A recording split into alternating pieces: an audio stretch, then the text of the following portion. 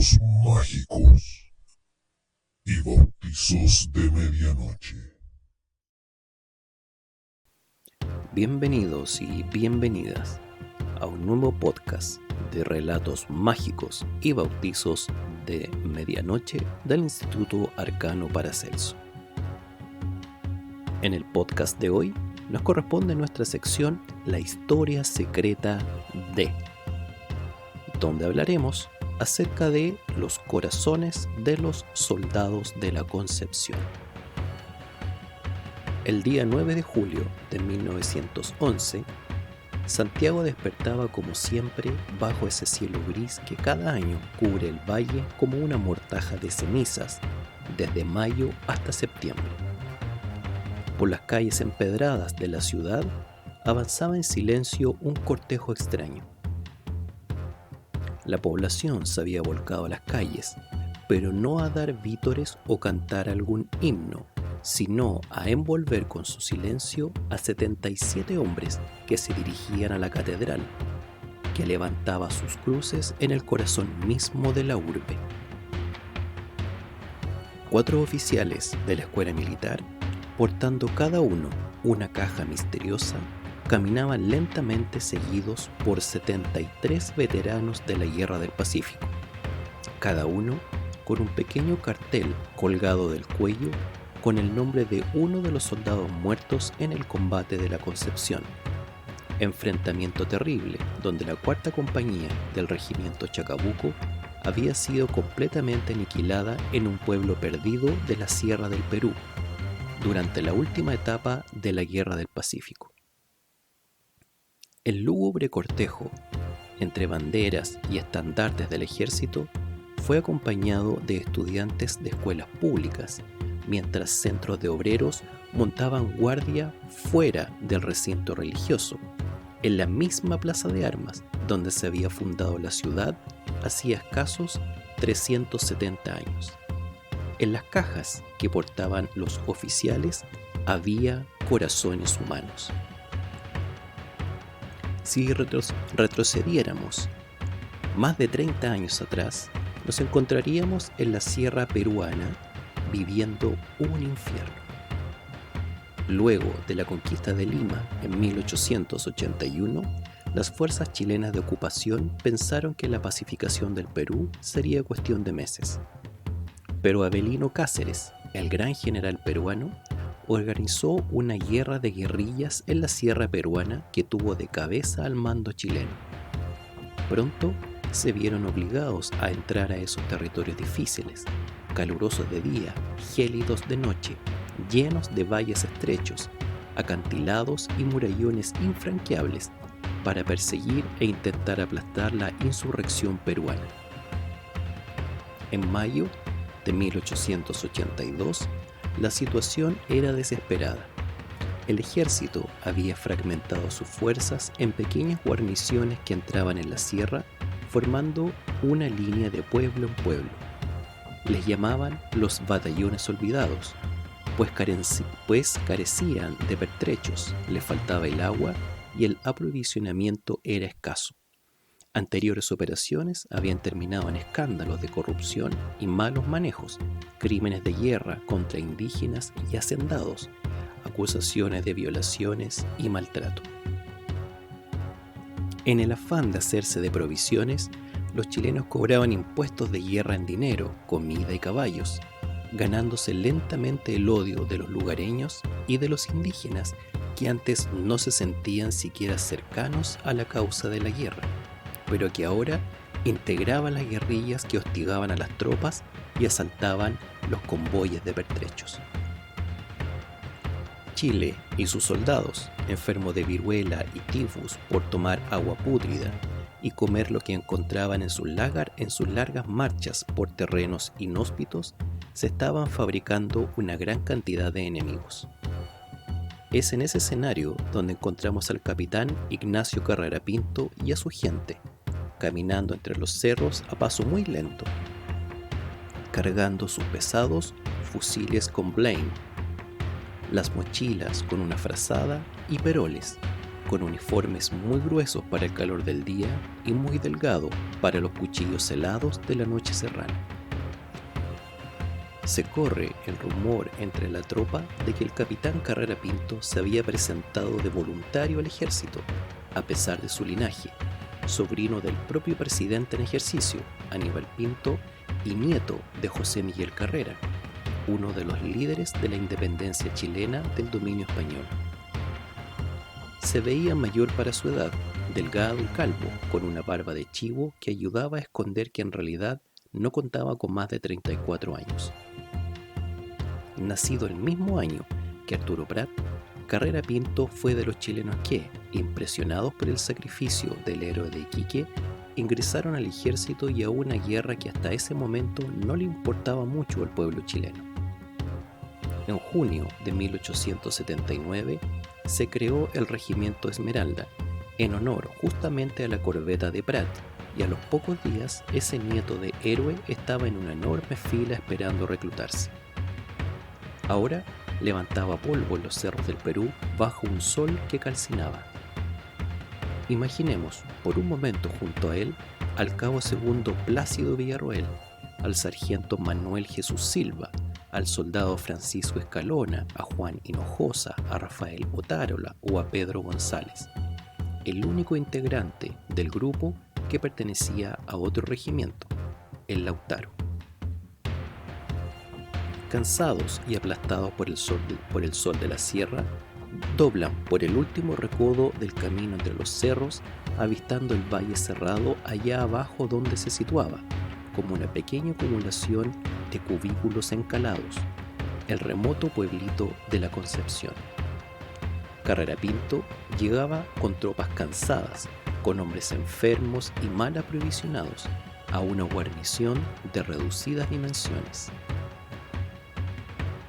Apenas 76 hombres y 2 cantineras, una de ellas embarazada. ¿Qué sentían los soldados mientras descendían por la ladera polvorienta de un cerro seco en medio de la serranía peruana? Tan lejos de San Felipe, de Valparaíso, de Santiago, de la familia y de las cazuelas. La Concepción era la última punta de la avanzada chilena, un pueblo alejado muchos kilómetros de las tropas chilenas más cercanas, rodeado de cerros y un solo camino de salida, una verdadera trampa sin escapatoria, una ratonera, diría el soldado experimentado.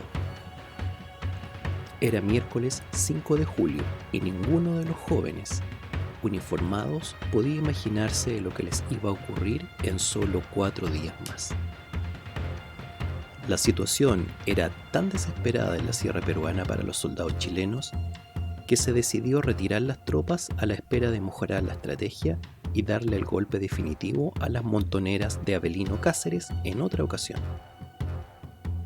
El general Estanislao del Canto encabezaría personalmente la evacuación, comenzando en Huancayo y posteriormente pasando a retirar el regimiento Chacabuco a la Concepción. El alivio fue generalizado. Muchos soldados usaban hojotas fabricadas con su propio calzado destruido. Las municiones escaseaban. Las enfermedades mataban a tantos soldados como lo hacían los combates, y además el descontento de los lugareños iba en aumento. El odio hacia la ocupación chilena era grande. El deseo de venganza les comía el estómago. La evacuación se realizaría finalmente el domingo 9 de julio. Su objetivo era rescatar a miles de soldados chilenos agotados y enfermos que aún no veían el peor momento de una campaña desgastadora e infernal. La guerrilla de Avelino Cáceres se enteró de los planes de evacuación y decidió que ese sería el momento de asestarle el golpe mortal al ejército chileno. Todo comenzaba a dibujar la tragedia. Llegó el día 9 de julio y las cansadas tropas chilenas iniciaron la operación de repliegue abandonando Huancayo en dirección a la Concepción, pero fueron atacadas repentinamente por Cáceres y se desató el caos. Debieron retroceder y refugiarse en otro poblado donde ganaron fuerza y pudieron resistir. Del Canto, luego de la refriega, que aumentó el volumen de muertos y heridos, decidió que descansarían esa noche antes de moverse hacia la Concepción.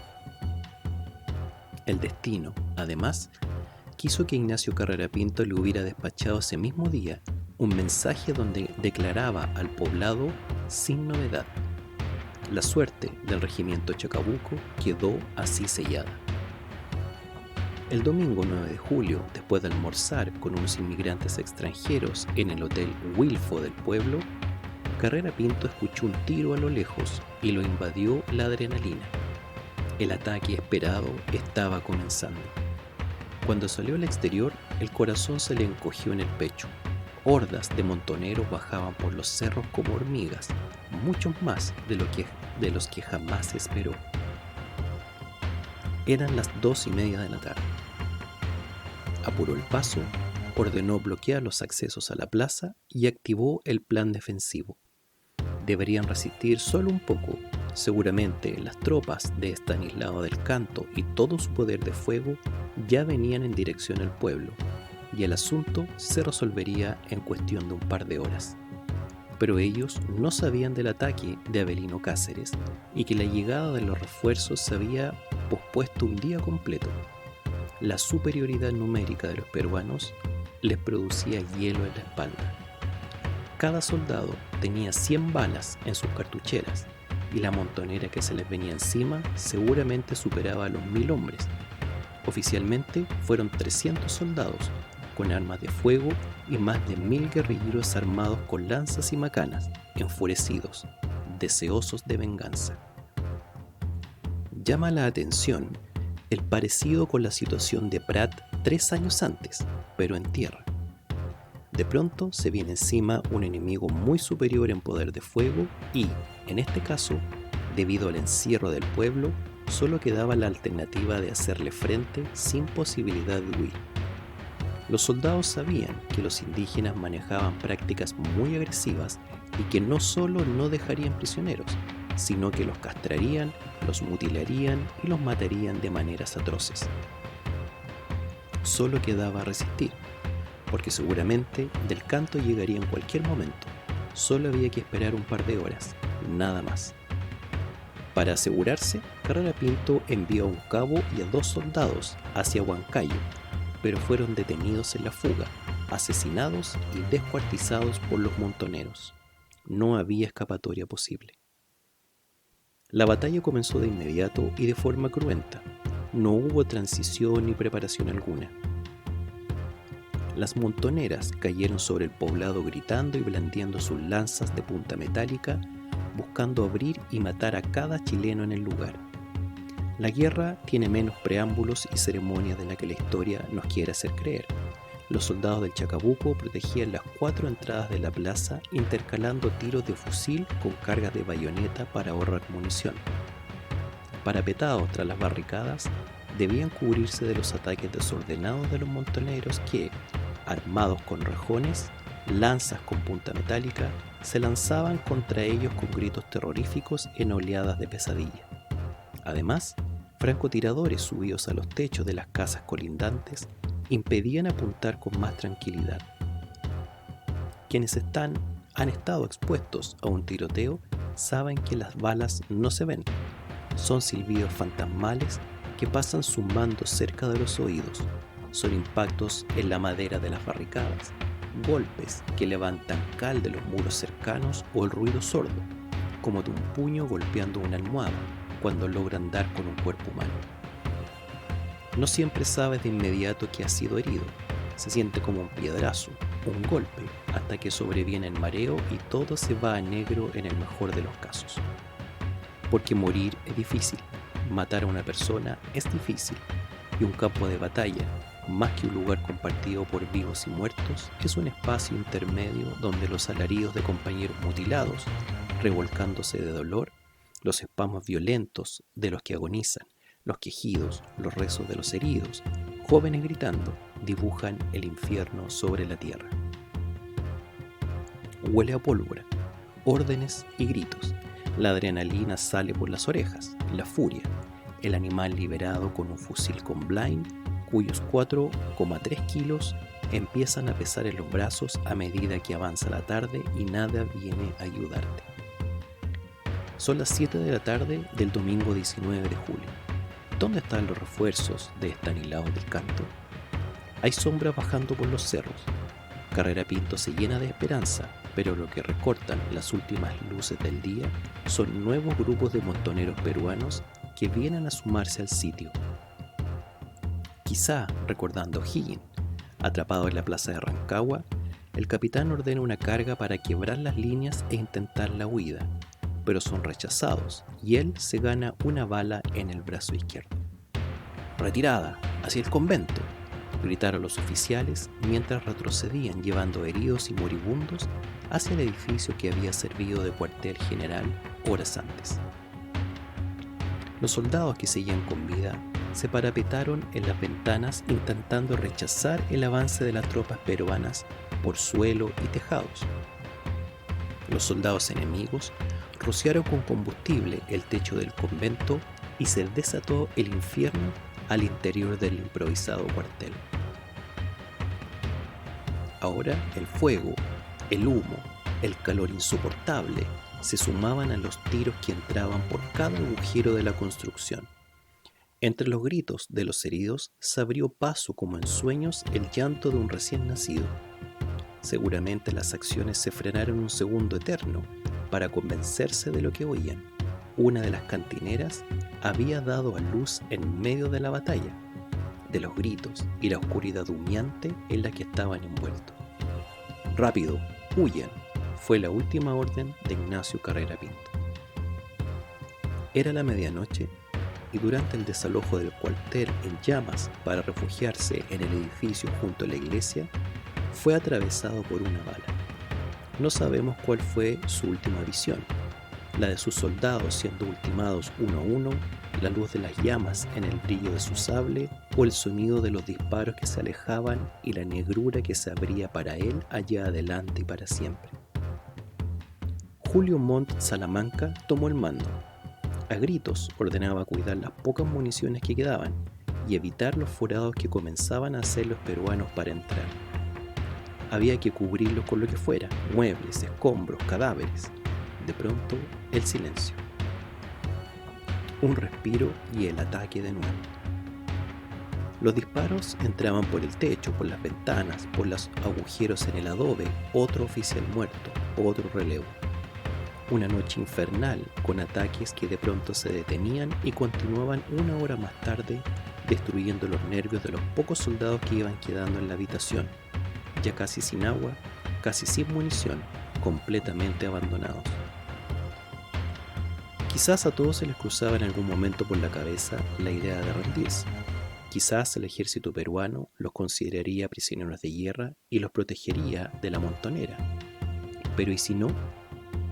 A veces lo mejor es luchar hasta la muerte. Así que Montt organizó un ataque a bayoneta, culata y corvo en el perímetro exterior del edificio. Salieron gritando y cargando a quienes se les cruzaban a medida que caían uno tras otro, incluido el propio Montt. Arturo Pérez Canto tomó el mando de la veintena de hombres que quedaban a esa hora de la madrugada, incendiándose a fuego lento, asfixiándose y escupiendo sangre, encerrados de antemano en una tumba polvorienta lejos de todo. Imaginen la sala donde se hacinaban los chilenos, los muertos arrimados en un rincón, los litros de sangre que tiene un cuerpo humano vaciándose lentamente sobre el piso donde se mezclaban con la tierra, los escombros y los casquillos de las balas. El humo del incendio vecino picaba los ojos, los alaridos de los mutilados cortaban el alma. La mañana no llegaba nunca, y cualquier sombra podía ser la de la muerte, a pocos metros, ahí detrás de los muros de adobe.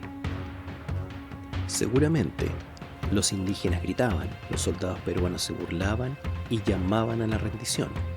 Las amenazas podían doler más que las balas a esa hora negra. Así es que Pérez Canto, agobiado, repitió la carga de Montt y salió a acuchillarlo todo entre gritos de tensión liberada, de rabia acumulada entre esas 4 paredes de adobe infectadas donde se estaban muriendo todos, porque los refuerzos nunca llegaron y las mujeres gritaban, y los heridos gritaban, y la guagua gritaba, y él también gritaba, mientras le hundía el sable en el estómago a un quechua desconocido y las balas le agujereaban los órganos, y la oscuridad comenzaba a nublarle el mundo que se le iba con la sangre de vuelta al polvo, a la tierra lejos de su tierra, al sueño. Amanecía en la Concepción. Dentro del recinto solo quedaban algunos hombres apaleados y el subteniente Luis Cruz Martínez, el cabo Tachuela, como le decían al inicio de la guerra, debido a su escasa altura y a los pocos años que cargaba en una mochila demasiado grande. Hijo natural de Martina Martínez y de un latifundista de Molina, Cruz era en realidad su segundo nombre. 15 años tenía el cabo Tachuela y se encontró al mando de una docena de hombres, rodeado por cientos de montoneros armados de cuchillos y lanzas, protegiendo a 2 mujeres y un recién nacido, a miles de kilómetros de su hogar. Siguieron disparando las pocas balas que les quedaban hasta que finalmente ocurrió. Uno de ellos movió la cámara, puso el proyectil y el fusil de 1.3 metros de origen belga que usaban los chilenos y disparó la última bala contra el muro humano que esperaba alrededor de la habitación. Luego vino el silencio. A partir de este punto, la historia se vuelve tan nebulosa como la penumbra y el humo que llenaba la habitación donde jadeaban los sobrevivientes, con los ojos abiertos, los músculos crispados y el corazón golpeando sus últimos latidos en el pecho. Ellos lo sabían, quedaba poco. Los únicos testigos presenciales que dejaron testimonio de lo ocurrido con soldados y oficiales peruanos. Ningún chileno quedó vivo para dar su versión de los hechos. El reporte oficial de nuestro ejército dice que, pasada las 10 de la mañana, el subteniente Luis Cruz Martínez pateó la puerta del edificio donde se protegían y cargó bayoneta en ristre con los pocos hombres que quedaban hacia la tropa peruana, buscando el centro de la plaza en un ataque suicida que terminó a los pocos segundos con él y la mayoría de sus acompañantes atravesados por cuchillos, machetes y lanzas en el suelo de tierra frente a la iglesia de la Concepción. El combate había finalizado. Los pocos soldados y las cantineras que quedaron con vida no tuvieron más remedio que soltar las armas y esperar un trato como prisioneros de guerra. La versión peruana dice que, aunque los oficiales intentaron proteger a los rendidos, la montonera no perdonó los abusos que habían tenido que soportar durante la ocupación y se abalanzaron sobre los sobrevivientes para matarlos y descuartizarlos a machetazos en una tormenta de furia, donde cada mano quería un pedazo de chileno para clavar en su lanza del triunfo. Luego sobrevino el pillaje. Los guerrilleros se cebaron en los cuerpos de hombres y mujeres. Luis Cruz quedaría desnudo y mutilado, las cantineras violadas y lanceadas, el recién nacido muerto en los brazos de su madre. Gastó, el oficial peruano a cargo del ataque, cabizbajo ante el espectáculo, ordenó la retirada del pueblo.